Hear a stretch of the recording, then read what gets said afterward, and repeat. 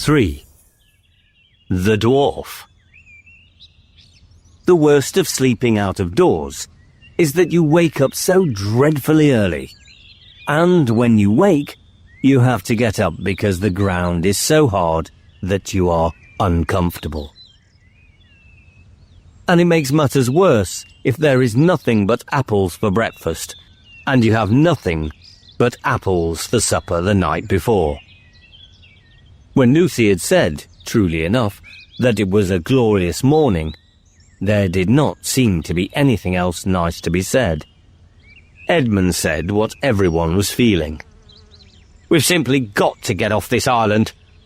When they had drunk from the well and splashed their faces, they all went down the stream again to the shore and stared at the channel which divided them from the mainland. "We'll have to swim," said Edmund. "It will be all right for Sue," said Peter. Susan had won prizes for swimming at school. "But I don't know about the rest of us." By the rest of us, he really meant Edmund, who couldn't yet do 2 lengths at the school baths, and Lucy, who could hardly swim at all. "Anyway," said Susan, "there may be currents. Father says it's never wise to bathe in a place you don't know." "But Peter," said Lucy, "look here. I know I can't swim for nuts at home. In England, I mean. But couldn't we all swim long ago? If it was long ago, when we were kings and queens in Narnia, we could ride then too, and do all sorts of things, don't you think?" "Ah, but we were sort of grown up then," said Peter. "We reigned for years and years and learned to do things. Aren't we just back at our proper ages again now?" "Oh," said Edmund in a voice which made everyone stop talking and listen to him. "I've just seen it all," he said. "Seen what?" asked Peter. "Why, the whole thing," said Edmund. "You know what we were puzzling about last night? That it was only a year ago since we left Narnia, but everything looks as if no one had lived in Cair Paravel for hundreds of years. Well, don't you see? You know that however long we seem to have lived in Narnia, when we got back through the wardrobe, it seemed to have taken no time at all." "Go on," said Susan. "I think I'm beginning to understand." "And that means," continued Edmund, "that once you're out of Narnia, you have no idea how Narnia time is going. Why shouldn't hundreds of years have gone past in Narnia, while only 1 year has passed for us in England?" "By Jove, Ed," said Peter, "I believe you've got it. In that sense, it really was hundreds of years ago that we lived in Cair Paravel. And now we're coming back to Narnia just as if we were Crusaders or Anglo-Saxons or ancient Britons or someone coming back to modern England." "How excited they'll be to see us," began Lucy. But at the same moment, everyone else said, "Hush," or "Look, shush," for now something was happening. There was a wooded point on the mainland a little to their right, and they all felt sure that just beyond that point must be the mouth of the river. And now, round that point, there came into sight a boat. When it had cleared the point, it turned and began coming along the channel toward them. There were 2 people on board, one rowing, the other sitting in the stern and holding a bundle that twitched and moved as if it were alive. Both these people seemed to be soldiers.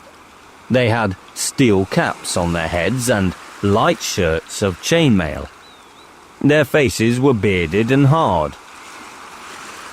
The children drew back from the beach into the wood and watched without moving a finger. "This'll do," said the soldier in the stern when the boat had come about opposite to them. "What about tying a stone to his feet, Corporal?" said the other, resting on his oars. "Gone," growled the other. "We don't need that, and we haven't brought one. He'll drown sure enough without a stone, as long as we've tied the cords right." With these words, he rose and lifted his bundle. Peter now saw that it was really alive, and was, in fact, a dwarf, bound hand and foot, but struggling as hard as he could. Next moment, he heard a twang just beside his ear, and all at once the soldier threw up his arms, dropping the dwarf into the bottom of the boat, and fell over into the water. He floundered away to the far bank, and Peter knew that Susan's arrow had struck on his helmet. He turned and saw that she was very pale, but was already fitting a second arrow to the string, but it was never used. As soon as he saw his companion fall, the other soldier, with a loud cry, jumped out of the boat on the far side, and he also floundered through the water, which was apparently just in his depth, and disappeared into the woods of the mainland. "Quick, before she drifts!" shouted Peter. He and Susan, fully dressed as they were, plunged in, and before the water was up to their shoulders, their hands were on the side of the boat. In a few seconds, they had hauled her to the bank and lifted the dwarf out, and Edmund was busily engaged in cutting his bonds with the pocket knife. Peter's sword would have been sharper, but a sword is very inconvenient for this sort of work, because you can't hold it anywhere lower than the hilt. When at last the dwarf was free, he sat up, rubbed his arms and legs, and exclaimed, "Well, whatever they say, you don't feel like ghosts." Like most dwarves, he was very stocky and deep-chested. He would have been about 3 feet high if he'd have been standing up, and an immense beard and whiskers of coarse red hair left little of his face to be seen except a beak-like nose and twinkling black eyes. "Anyway," he continued, "ghosts or not, you've saved my life and I'm extremely obliged to you." But why should we be ghosts? asked Lucy. "I've been told all my life," said the dwarf, "that these woods along the shore were as full of ghosts as they were of trees. That's what the story is, and that's why, when they want to get rid of anyone, they usually bring him down here, like they were doing with me, and say they'll leave him to the ghosts. But I always wondered if they didn't really drown them or cut their throats. I never quite believed in the ghosts. But those two cowards you've just shot believed all right. They were more frightened of taking me to my death than I was of going." "Oh," said Susan. "so that's why they both ran away." "Eh? What's that?" said the dwarf. "They got away," said Edmund, "to the mainland." "I wasn't shooting to kill you, no," said Susan. She would not have liked anyone to think she could miss at such short range. Said the dwarf. "That's not so good. That may mean trouble later on, unless they hold their tongues for their own sake." "What were they going to drown you for?" asked Peter. "Oh, I'm a dangerous criminal, I am," said the dwarf cheerfully. "But that's a long story. Meantime, I was wondering if perhaps you were going to ask me to breakfast. You've no idea what an appetite it gives one being executed." "There's only apples," said Lucy dolefully. "Oh, better than nothing, but not so good as fresh fish," said the dwarf. "It looks as if I'll have to ask you to breakfast instead. I saw some fishing tackle in that boat, and anyway, we must take her round to the other side of the island. We don't want anyone from the mainland coming down and seeing her." "I ought to have thought of that myself," said Peter. The 4 children and the dwarf went down to the water's edge, pushed off the boat with some difficulty, and scrambled aboard. The dwarf at once took charge.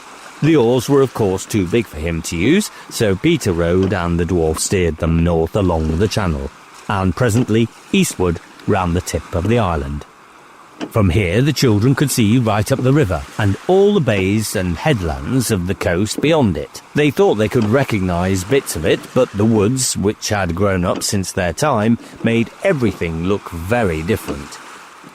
When they had come round into open sea on the east of the island, the dwarf took to fishing. They had an excellent catch of pavanders, a beautiful rainbow-coloured fish, which they all remembered eating in Cair Paravel in the old days. When they had caught enough, they ran the boat up into a little creek and moored her to a tree. The dwarf, who was a most capable person, and indeed, though one meets bad dwarfs, I never heard of a dwarf who was a fool, cut the fish open, cleaned them, and said, "Now, what we want next is some firewood."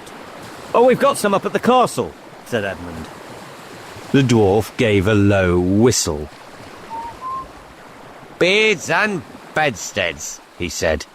"So there really is a castle after all." "Oh, it's only a ruin," said Lucy. The dwarf stared round at all four of them with a very curious expression on his face. "And who on earth—" he began, but then broke off and said, "Well, no matter. Breakfast first, but one thing before we go on. Can you lay your hand on your hearts and tell me I'm really alive? Are you sure I wasn't drowned and we're not all ghosts together?" When they had all reassured him, the next question was how to carry the fish. They had nothing to string them on and no basket. They had to use Edmund's hat in the end because no one else had a hat. He would have made much more fuss about this if he had not by now been so ravenously hungry. At first the dwarf did not seem very comfortable in the castle. He kept looking round and sniffing and saying, Looks a bit spooky after all. Smells like ghosts, too." But he cheered up when it came to lighting the fire and showing them how to roast the fresh provanders in the embers. Eating hot fish with no forks and one pocket knife between 5 people is a messy business, and there were several burnt fingers before the meal was ended. But, as it was now 9 o'clock, and they had been up since 5, nobody minded the burns so much as you might have expected. When everyone had finished off with a drink from the well and an apple or so, the dwarf produced a pipe about the size of his own arm, filled it, lit it, blew a great cloud of fragrant smoke, and said, "Now, you tell us your story first," said Peter, "and then we'll tell you ours." "Well," said the dwarf, "as you saved my life, it is only fair you should have your own way. But I hardly know where to begin. First of all, I'm a messenger of King Caspian's." "Who's he?" asked 4 voices all at once. "Caspian the 10th, King of Narnia, and long may he reign," answered the dwarf. "That is to say, he ought to be King of Narnia, and we hope he will be. At present he is only King of us old Narnians." "What do you mean by old Narnians, please?" asked Lucy. "Why, that's us," said the dwarf. "We're a kind of rebellion, I suppose." "I see," said Peter. "And Caspian is the chief old Narnian?" "Well, in a manner of speaking," said the dwarf, scratching his head. "But he's really a new Narnian himself, a Telmarine, if you follow me." "I don't," said Edmund. "It's worse than the Wars of the Roses," said Lucy. "Oh dear," said the dwarf. "I'm doing this very badly. Look here, I think I'll have to go right back to the beginning and tell you how Caspian grew up in his uncle's court and how he comes to be on our side at all. Oh, but it'll be a long story." "All the better," said Lucy. "We love stories." So the dwarf settled down and told his tale. I shall not give it to you in his words, putting all the children's questions and interruptions, because it would take too long, and be confusing, and, even so, it would leave out some points that the children only heard later. But the gist of the story, as they knew it in the end, was as follows.